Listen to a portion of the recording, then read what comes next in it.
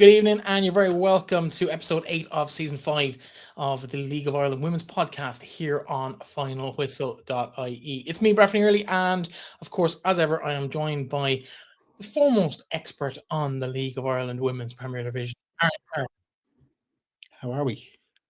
I'm not too bad, but I'm playing backwards somewhere in the background here. We close that off. I was testing it, and my audio's coming through, but yeah, we're fine.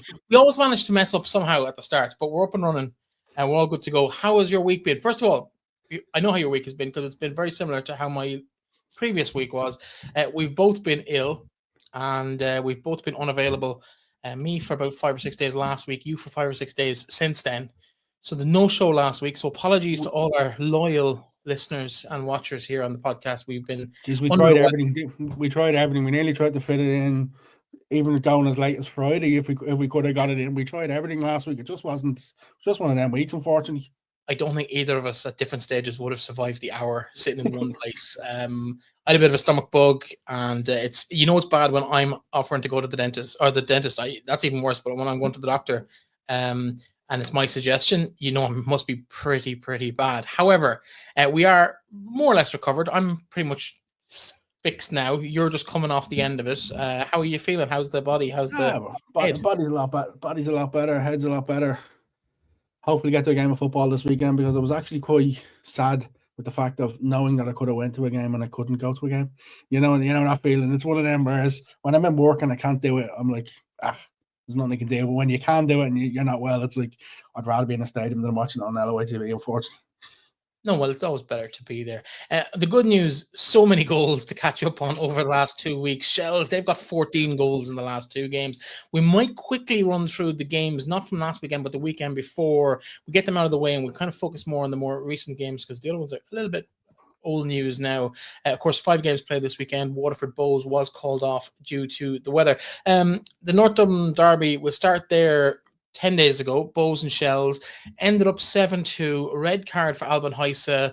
It probably wasn't a 7-2 game, though. Like, a couple of incidents go different ways, maybe the flip of a coin here or there, and Bows maybe are more in the game than a 7-2 would suggest.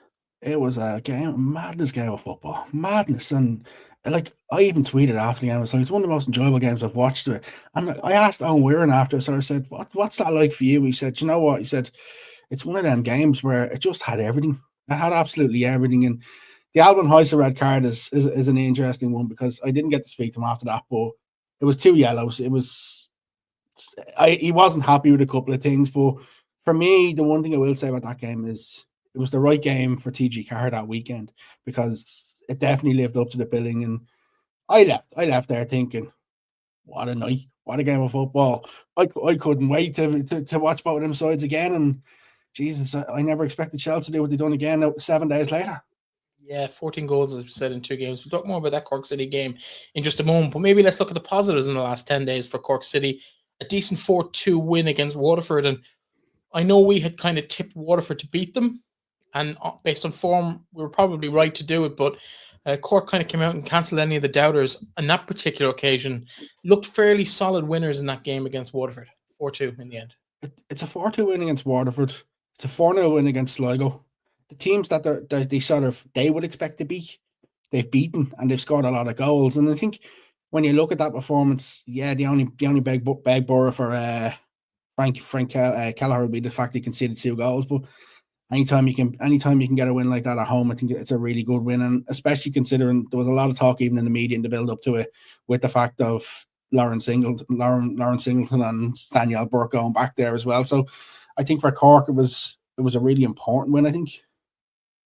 Yeah, Galway hosted Wexford 10 days ago in Medici Park, and they left it late, 0-0 with 3 minutes left on the clock, but a penalty from Amanda Smith, and the second of her 3 goals of the season so far, Charlotte Cromack. She's been a bit of a revelation for Wexford, creating opportunities, but she's found the back of the net 3 times, both weekends that we've covering today. She scored. The thing, Breffney, it's this game, the ending to it was mental. Then again, straight after, when Wexford score, Wexford hit the post. Yeah. When they go 1-0 down, you're thinking, oh no, another away defeat for Wexford. Then they equalise, then they have a chance to win it. It's just it just shows that there's not a lot between them top teams this year, and Wexford, when they're on form, can definitely compete with the others. I think for Galway, when you go 1-0 up so late, it's definitely 2 points dropped. But yeah, we're going to talk about Cromark. I think she's somebody who people are starting to see a little bit more, and more. She gets more game time. Like we've seen Isabella Flacchini at the start of the season sort of really throw herself out there in the sense of her performances. We're now starting to see someone emerge from a different side of the country, outside of the capital, and it's great to see another good youngster coming into Wexford, because I think it complements the likes of Ella. Yeah, 100%. Dublin Derby, Peas and Shells, of course, neighbours there in South County Dublin. They'll be quite, I suppose, happy. Peas and Shamrock Rovers. Sorry, that's not. Sorry, I'm not sure who I said. Peas and Shamrock Rovers. Yeah, good result for Peamount. Shamrock Rovers. They'll be just a bit disappointed, maybe, not to have taken all 3 points in this. Both goals come from set plays as well. That's the biggest thing. That's the biggest thing you look out of it. Yeah, Rovers will be disappointed. Peamount will be happy. For me, the one standout coming out of that game is Mary Phillips again. Talked about her a couple of times. The more I look at it, the more I wonder, is this going to be one of these sort of players that Athlone look back and say, she got away? And I think she might be. I think she might be one of them players, because she's been superb for Peamount this year. Listen, it was a decent point for Peamount. Poor result probably for Rovers. Yeah, interesting. I know I put a tweet out last weekend. Ruth Littlejohn, she's played 5 games this season. She scored 3 goals, 3 yellow cards, hasn't lost when she's been booked, hasn't won when she's scored. Bit of a strange, like, just the anomaly of that is kind of funny. Like, do you know what? You text me this before you even tweeted it, and I sort of just laughed a little bit at it, being like, it doesn't make sense. You know what I mean? And then it's one of them that it's like she's had that impact, but unfortunately, I think that streak broken last weekend. No, they haven't won. No, she didn't score or get booked. So like it's mad. Like, and is it working the way Ruth Littlejohn would have wanted it? Probably not to the extent she probably thought it would have hoped it would have worked, but it was a decent free kick. But I think Amanda Budden has to save it. I don't know. I think you could argue that on a personal level, it's worked. She's come in, she's made an impact. She's got column inches. She's played reasonably well. She's scored some nice goals. She's had an impact on the team. She's been involved in it and everything that they're doing. But has it translated into points on the league table? No, not yet. No, not points on the league table. But there's been glimpses of what Rush is about, and I think from the column inches and from the thing about it, you'd imagine a lot of people in Rovers would speak very highly of what she is doing there, though. DLO versus Athlone Town, 5-0 winners for the top side against the bottom side. Kind of went to form here. DLO look to be in trouble, though. I don't want to say this, but I left that game sort of thinking, did 5-0 do it justice for Athlone? Wow, okay. That's like, and when you think about the fact that it was 1-0 at half time, Maddie Gibson probably a little bit lucky not to get sent off in the first half. She gets booked, and then a couple of minutes later, she sort of goes in for a sliding tackle, and ref has a word with her and decides not to book her again. Then scores the first goals, 1-0 at half time, but it probably could have been 3 or 4-0 at half time. That's how dominant Athlone were. And then the second half, Athlone were just brilliant, absolutely brilliant. Likes of Kelly Brady, Sullivan getting on the score sheet. Like, they were just so good going forward. I think it probably, if you'd have watched the video of it and not known the scoreline, you'd have probably said they probably should have won by about 7 or 8 at least. Yeah, final game, another clean sheet for Sligo United and for Lisa Toomey, but 3-0 winners. In the end, Sligo Rovers made them work hard for it, though, but never really looked like competing for the victory on the day. Treaty would be happy enough. Some of the solid performance, 3 points in the bag. Another goal for Isabella Flacchini. Madeline Robbins has been coming into her own as well down there. So, and Madison McGann has been coming through for the last little while at Treaty. So there's a really nice kind of triumvirate there. Even you could throw Cara Griffin in from an attacking point of view. She's had a couple of nice plays over the last couple of weeks too. Like, Treaty really, I know we'll be talking about them in a different light in a couple of minutes with the Athlone game this weekend, but from a point of view of, you mentioned Cork beating Waterford and Sligo, Treaty need to be beating teams like Sligo Rovers like this to really push up that table.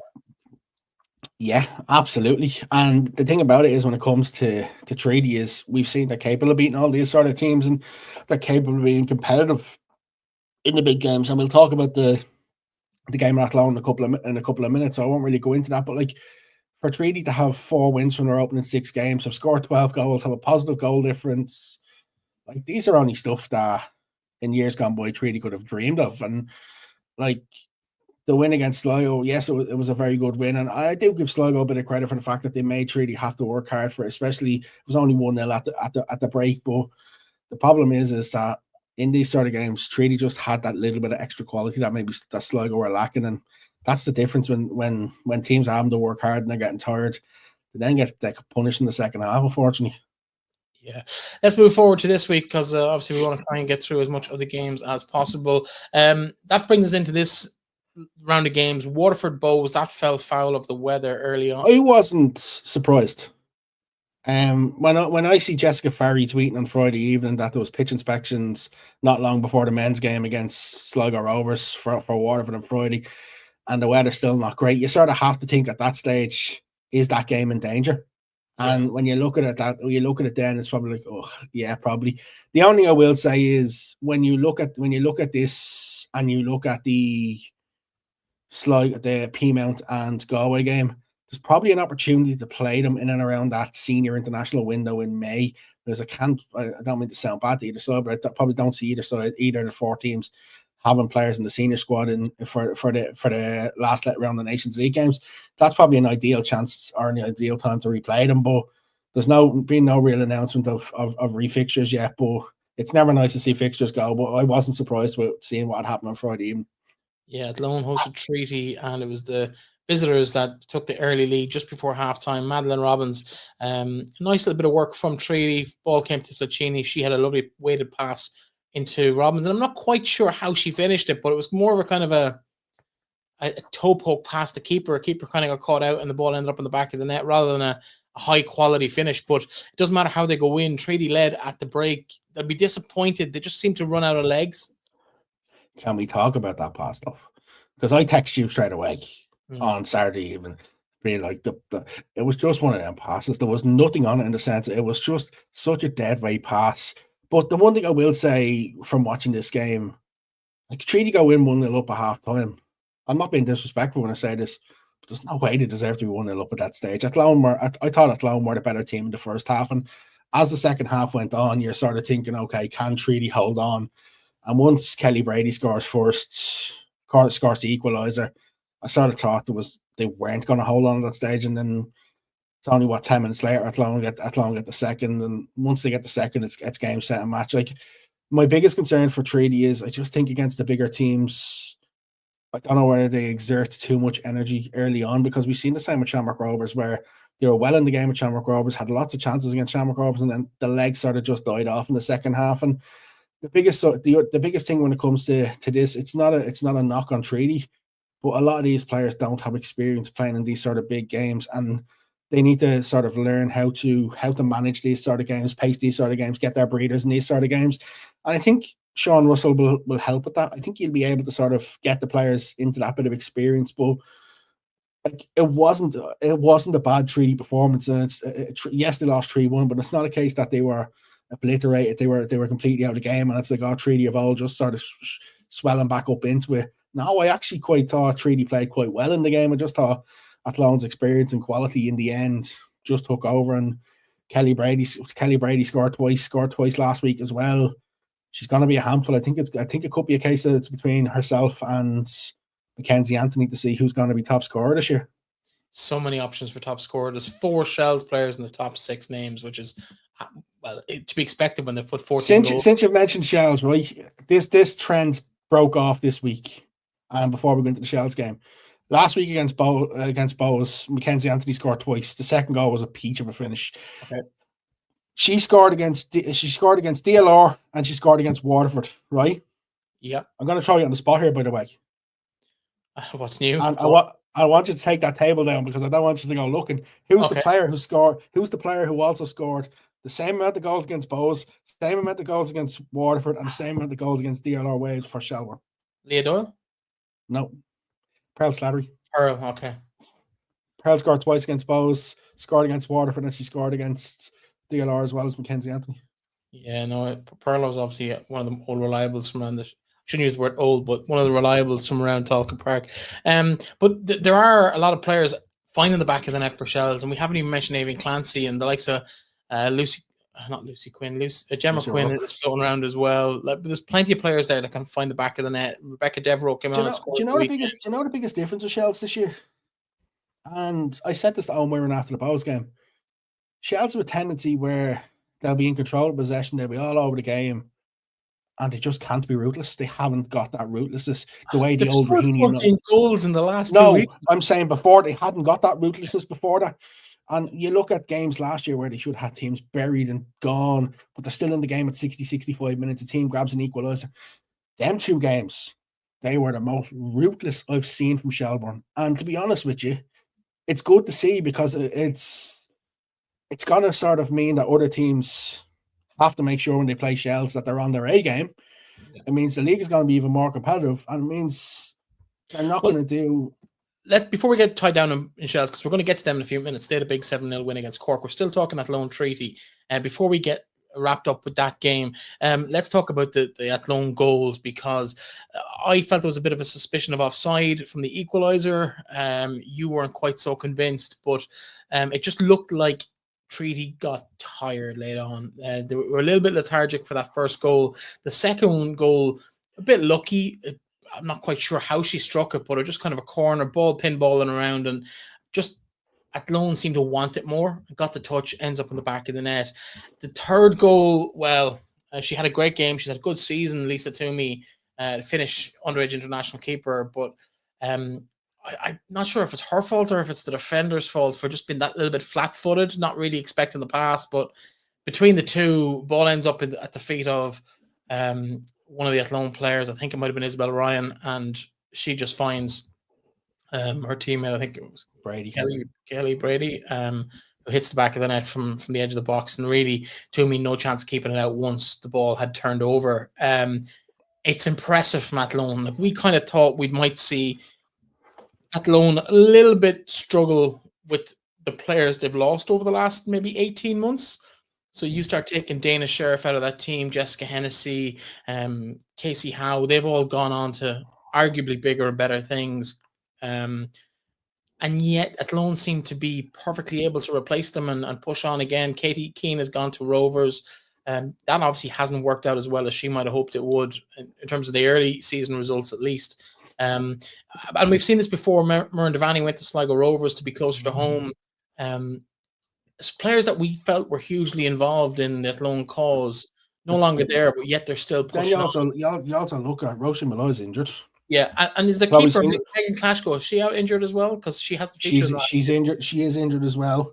I actually asked Colin Fortune, and she's injured. She's not too far.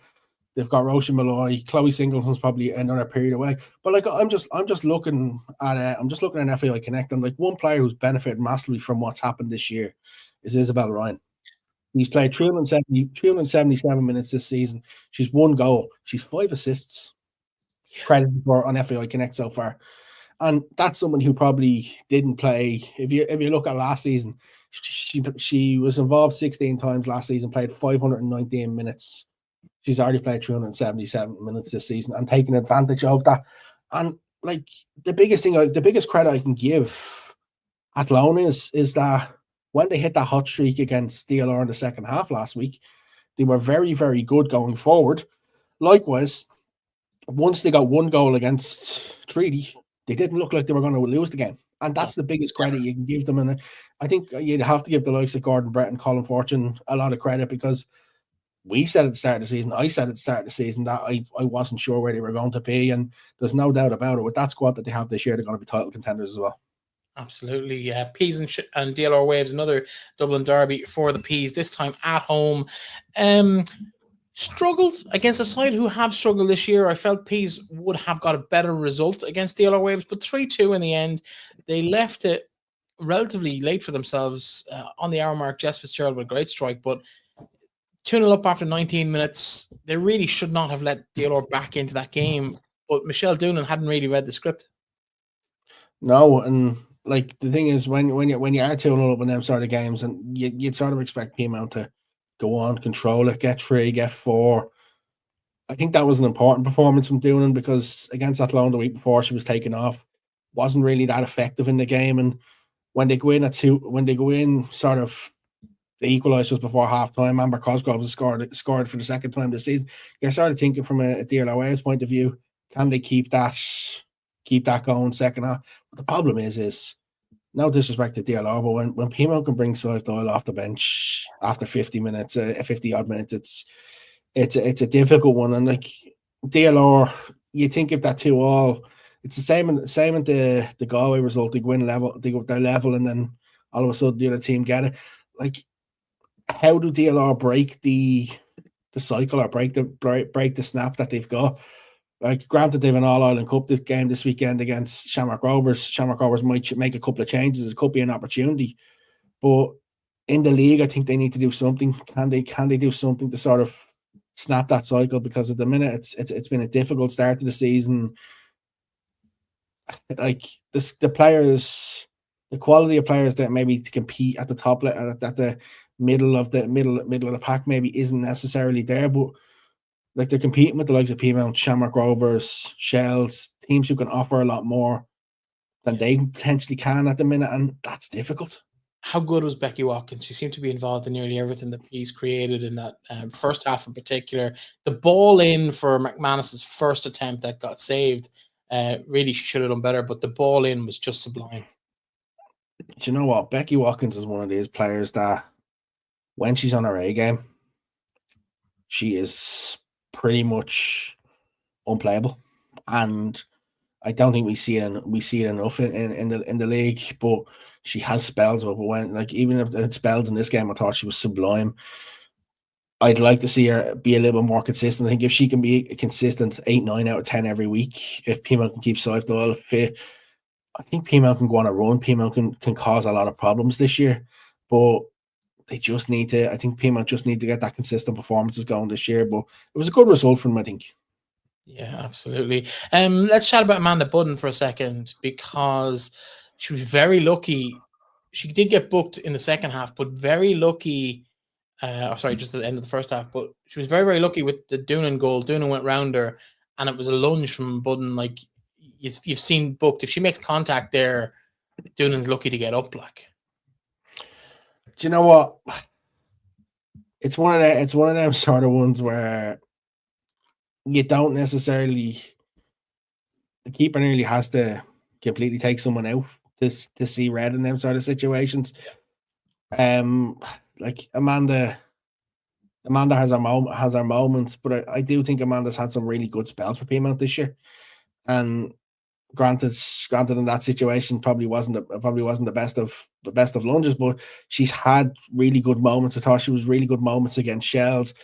I think though, and it's hard to sort of look at a club like Peamount and sort of say you're bringing in somebody to replace Niamh Burke after what Niamh's done in the last couple of years. But I think Amanda's had a decent start to the season. I would definitely say that her leadership as well within that dressing room is probably something that Peamount will really be looking upon. And she'll kill me for saying this, but she still has her moments of slight madness. But I think overall she's been decent for them this year. Speaking of moments of madness, it was fairly obvious that Avril Brearley on commentary definitely enjoyed the winner for Peamount. I think my ears are still. You know what? I've watched it a couple of times, and I've listened to it. Not that I've watched it a couple. I've listened to it a couple of times because Avril Brearley, she's somebody who you can definitely see her passion for the game, her passion for, and she's found a home in Peamount where she sort of had that little bit of a spell where she's gone around the places after leaving Shells. But DLR necessarily didn't work out the way she probably would have wanted. But going to Peamount, you can see how much she's like that. I tell you, when you listen to her on commentary, like, she'll come out with some one-liners as well, and I think it's brilliant. I think it complements, especially when she's got Max Thompson beside her. I think it complements the Peamount commentary ticket. I have to say, I was at the Peamount. We got invited to the Peamount end of season dinner, not dinner, but end of season get together last year after the last game of the season, and we went along, and maybe it was the year before actually. In the one of the league, the one that the league, because you were telling me about this. And Brearley did a phenomenal. I can't remember whether it was a poem or just kind of a presentation or kind of a speech, but it was one of the funniest things I've ever seen in my life at that type of an event. She's definitely one for the stage, that's for sure. Real character, but there's a lot of them around the P-Mount setup, and they're all quite good mates. I know a few of them live together. I think herself and Amanda and maybe Karen at some stages have lived together as well. So they're all quite bally. There's a bit of a, in a good way, a bit of a click there, but there's that kind of heart and core to the club that's really kept what should really be a junior club so competitive at the top tier of ladies football in the country. So that's impressive. Let's move on from the P-Mount game. We look back just on the road to Tala. Wexford, the visitors. We kind of expected this to be tight, but Wexford, did we have a prediction on Wexford to win this? Would you have said that going into the game? It was a great result for Wexford, 3-2 winners. If you'd asked me last week, if we'd done the show last week, I'd have told you I probably would have sat on the fence. And the reason being is that Wexford have not been consistent enough for me. They've put in good performances, then they had a bad performance the week after. Like, you look at the results, they lose the opening day of the season, beat P-Mount, lose the Bows, beat Sligo, draw with Galway, beat Shamrock Rovers. So it's literally one win, one drop of points, one win, one drop of points. And you'd sort of hope that a performance like this would allow them to kick on a little bit. Go 1-0 down against Shamrock Rovers, you're probably thinking, is it going to be a long day? Is there going to be a long day in Tala? And you probably won't score a much easier goal when the ball is saved by Maria O'Sullivan from Emily Corbett's shot, and then at that stage you're thinking 1-0. But for me, then we saw some magic. That's the best way I'm going to say is we saw some magic from Ella Malloy. That equaliser, that touch, the finish is just it's Ellen in abundance. And you know what? I've been thinking about this the last couple of days. It's an awful shame the WSL Championship didn't work out for her at this stage. Doesn't mean it won't, but like we talk about, the big characters in their league getting the spotlight, getting the praise. Probably somebody who doesn't necessarily look for the spotlight either, and if you could offer it, would sort of sit in the background when it comes to the column inches and this sort of thing. But a fit Ella Malloy is a dangerous Ella Malloy, and I think we're really starting to see a lot of our good things this season for Wexford. But that goal for me was just an absolute sublime finish. Yeah, no, I thought it was class. I was very impressed as well with the late on, it's in injury time. Joy Ralph gets a consolation goal back for Rovers, but the way she kind of ball takes deflection, kind of goes up in the air, she takes it down, controls it really well, finds a yard of space and buries it, and really makes no mistake. Gives Nix no chance in the Wexford goal, and I just thought that was impressive. Probably very lucky. Maria O'Sullivan. Sorry, Nix is not the guy. Living in the past. We're still getting over this unwellness. Yeah, 100%. Not me just being I have a question for you. Yeah. And I was a little bit surprised with this. Joy Ralph not in the starting lineup for Shamrock Rovers last week. That's what I was saying. Yeah, a bit surprised. But then they have quality. Like, they have decent young players. Everyone deserves a crack to show what they can do. But yeah, I was surprised. But when she came on, she made the impact. Maybe too little, too late. But it was a decent effort. Anya Gorman, solid as ever. I thought her goal was well taken. Good poaching by Corbett to jump on a poor back pass, forced a save from Maria Sullivan, and it just felt lovely for O'Gorman. I'm sorry, but that back pass, yeah, it was shocking. The Wexford management ticket will be going mental at that. It was really poor, and especially considering how deep. If at that stage, if worst case scenario, if you just have to kick along, just kick along. It was or even kicking into touch. Interesting. That was Anya's first league goal of the season. Yeah, let's talk about the Wexford second goal. Cromack. again on the score sheet. Probably one of the easiest goals she's ever got. All she had to literally do was stand there and let the ball hit her. Katie Keane just went AWOL, let's be honest. She went out.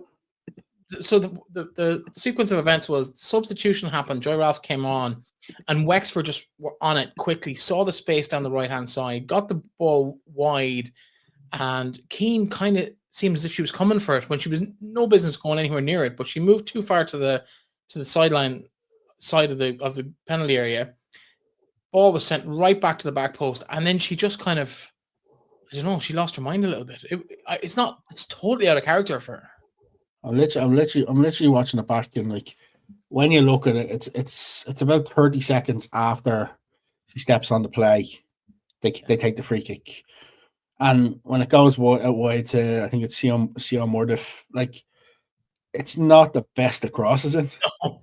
That's the thing about it. It's sort of a loopy ball into the box that bounces a little bit, and you look at it, and then Cormac's not going to have it easier. But like the first thing that thought to me is, yes, I get what Katie's trying to do. The second time where she just jumps up in the air, it's trying to put the player off. But the first time when she comes out, I'm sort of like, what are you doing? I don't think you need to be coming out there, especially when you look at when she comes out, the ball is way outside the box. It's not even near the box, and you can see the defenders coming back with her. And like when you're Murdiff in that situation, all you have to do in that situation, can you get that ball into the box quickly?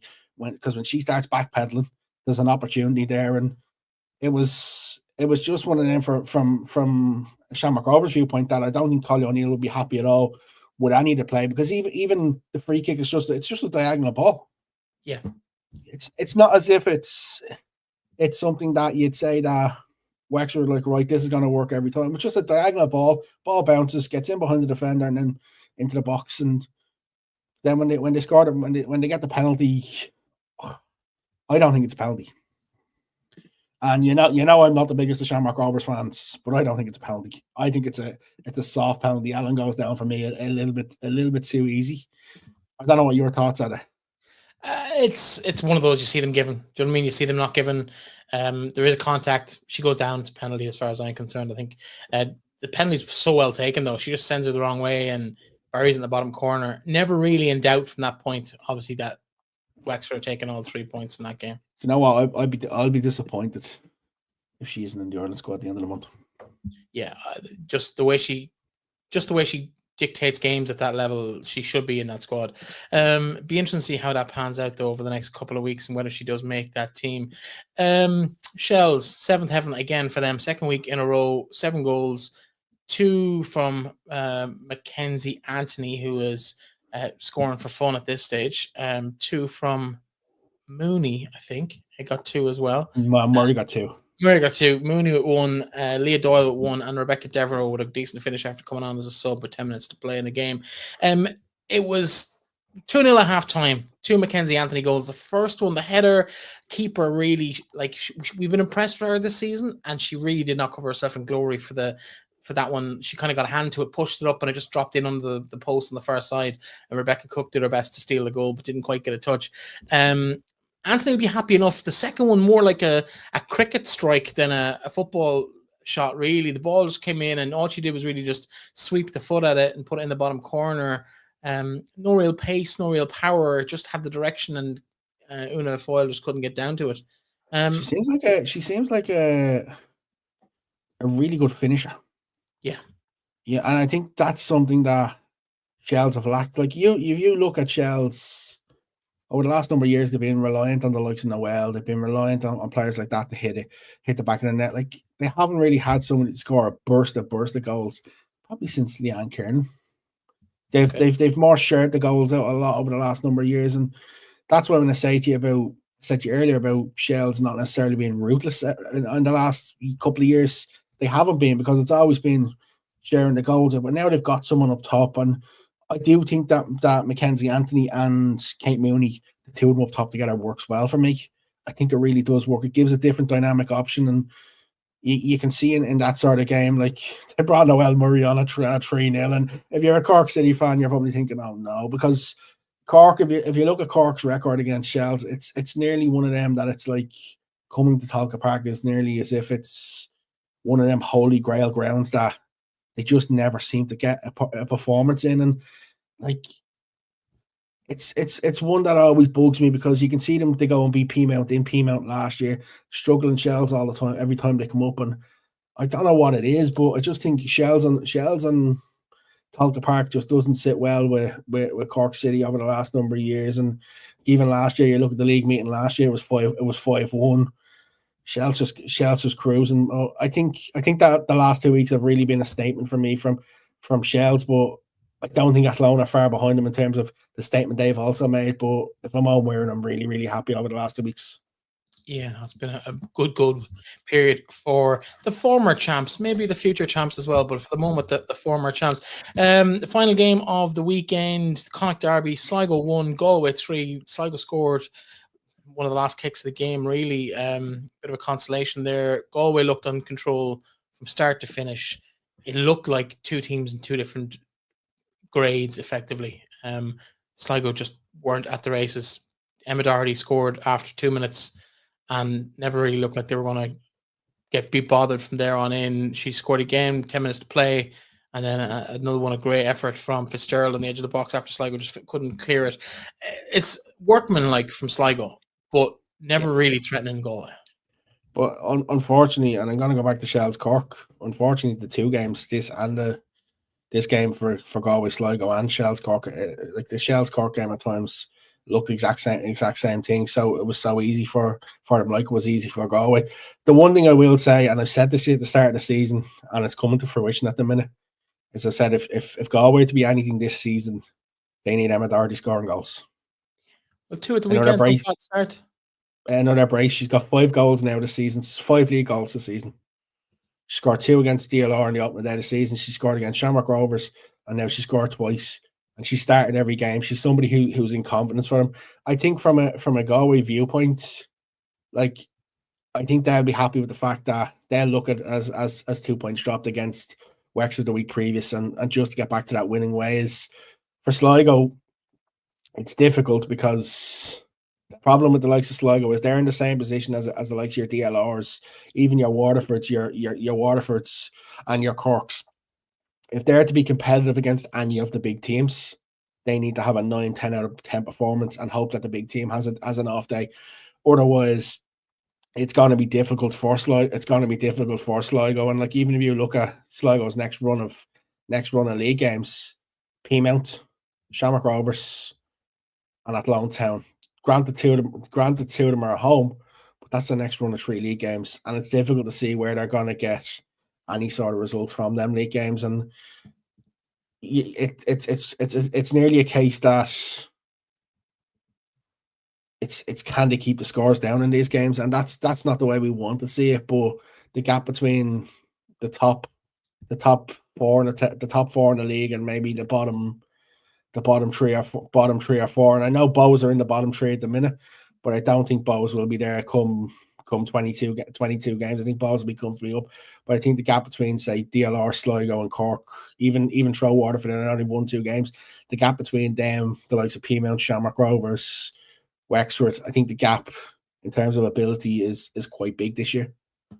Yeah, no, it's potentially a wide difference between those top sides and the sides at the bottom of the table. This is the table as it stands at the moment. Athlone, as we mentioned, they lead 16 points from their opening 6 games, unbeaten, as are Galway back in third with that game in hand, but Shell split them at the moment. 5 wins, 15 points on the board for them, but most impressively, particularly after the last couple of weeks, 20 goals, positive goal difference for them. So will that be a factor later in the season? Who knows? Treaty season continues to go from strength to strength. They've got 12 points on the board, just ahead of Wexford, victors over Shamrock Rovers, who lie 1 place further back in 6th. While we're talking about the league table, it is worth noting that this is the first year that the League of Ireland will actually switch the goal difference as a deciding factor for the Women's League. How important will those goals be at the weekend for Shells? So Peamount United on 7, while Waterford and Cork level on 6 points. Waterford, of course, with that game in hand against Bohemians, who lie in 10th. Sligo Rovers with their opening day point at home to Bows, the only score so far in the points column for them, while DLR still with all 100% record, but unfortunately for them, it's all in the loss column. 0 points for them at the end of the league table. If you take a look at how the goals scoring is happening at the moment, 2 players out on top with 6 goals, Kelly Brady and Mackenzie Anthony of Athlone and Shelbourne, respectively, while Shells kind of dominate the next patch of the thing. Kate Mooney and Emma Doherty with 5 each, while Pearl Slattery, Leah Doyle, and Isabella Flicini have 4 each. There's a couple of players on 3 that might be a little bit more outside the expected range. I didn't realize Kate Mooney had 5. Yeah, Kate Mooney 5 goals. Well, the only thing is, do you remember what I said you'd start the season? She needs double figures. I said she should score 18. Yeah. Ella Malloy, 3. Emily Corbett, 3. Amber Cosgrove, maybe a name that we wouldn't have expected given the way DLR's season has gone. 3 goals for her in those 6 defeats for DLR. Erin O'Brien of Cork City on 3, while Charlotte Cromack, and late arrival to the season, well, she missed the first round of games, Rowisha Littlejohn, not too bad for all of those players at the moment. So they'll be quite happy there. What's going on? There, we're back on screen. So yeah, they'll be happy enough. The clean sheets, Amanda McQuillan, clear, 4 clean sheets for her, 3 each for Toomey and Plashko, of course, who's been injured for the last 2 weeks, while Rachel Kelly is on 2, and a couple of keepers, then maybe 6 of them with a single clean sheet so far. Maeve Williams, Amanda Budden, Una Foyle of Cork City, Maria Matau, the Cypriot in goal for Athlone for the last 2 weeks, Maria O'Sullivan, and Sligo's Bonnie McKiernan. So plenty of solid goalkeeping performances for them as well. We look at the fixtures for the weekend ahead. We are, of course, talking about action in the Avenir Sports. I think it's the Avenir Sports All-Ireland Cup, but no official announcement. They haven't announced anything yet. Came out very late last year. Interesting thing in terms of this competition. Only 1 game is not live on TV this week, on LOI TV this week. So Lisburn and Wexford. It's the game that's on Friday evening. The Glentoran and Athlone is the only game that's not live on LOI TV this week. Interesting. Okay, so you can go, of course, get those games as part of your subscription, or if you haven't got one, you can get them per game. Sligo Rovers and Bohemians on Sunday afternoon. Shells and Linfield at 4 o'clock on Saturday in Talca Park. Shamrock Rovers, DLR Waves in Tallaght Stadium at 5 on Saturday, while Lisburn host Wexford in Crewe Park at 3 o'clock on Sunday afternoon. Saturday sees both games in Group C. Cliftonville travel to Galway. Of course, the final from the inaugural season 2 years ago. Cork City and Peamount will do battle in Turner's Cross at 5 o'clock. And final group, as you mentioned, Glentoran, that one not on LOI TV. That's at 7:45 in the Oval on Friday evening, while Treaty United host Waterford Saturday afternoon at 3 o'clock. So plenty of mouth-watering games there. I suppose what's the Women's League in the North hasn't started yet, doesn't start for another couple of weeks. So interesting to see how they will be fared up. It's a little bit early in their season for them. Is it not started yet? Hasn't started yet, no. Oh, I thought they were starting later. I thought this competition was later, because that's the one thing I'd sort of said to you this season about the fact of it being a benefit to them. Is it going to be a benefit to them? First round of games is 9th of May. Remember, we've lost a team each of the last 2 years up north. So Mid-Ulster are no longer in the Women's League. So they've gone from a 10-team competition to an 8-team competition. So they've lost 4 rounds of fixtures in that competition. So realistically, this weekend, Lisburn, Glentoran, Cliftonville, and Linfield just need to sort of kind of keep things as tight as possible, because we've seen what happened last year when Cliftonville went to Wexford and shipped 6 or 7 because they hadn't played a league game. I know the next round of these games is what the end of May, the 24th of May, and I think the week after. 2 weeks. The week after that. 2 weeks after that, 7th of June. So for me, for the northern teams, it's just a case of can they just keep it tight this weekend and be in it, because a cricket score sort of doesn't help. But that's where the only thing I will say about the saving grace of this competition is the fact that we've gone away from what we had the first season, where we only had semi-finals. The fact that there is a quarter-final at least means that if they have a bad start because their league campaign hasn't started yet, they can potentially make it up. Yeah, absolutely. Now, before we finish up, and we did say You reckon we get it to 40 minutes? We keep it within about 45 or so. It was a game over the weekend. 3 Women's League of Ireland players featured in it. What was it? Who was playing? It was what's the league? I know exactly what. 3 League of Ireland players featured in it. There's 3 League of Ireland players. Can you name them? You know the game. The game was the first round of the Northern Super League, the new Canadian Premier League in the women's. It was Vancouver. It was a Vancouver and Calgary. Christy Gray. Christy Gray featured. Yeah, came off at halftime. Janaea Robertson featured. Came on at halftime. Oh, now you're gonna annoy me now. Who was the third one? Someone from Treaty, wasn't it? Yeah. Have I suitably annoyed you? Yeah.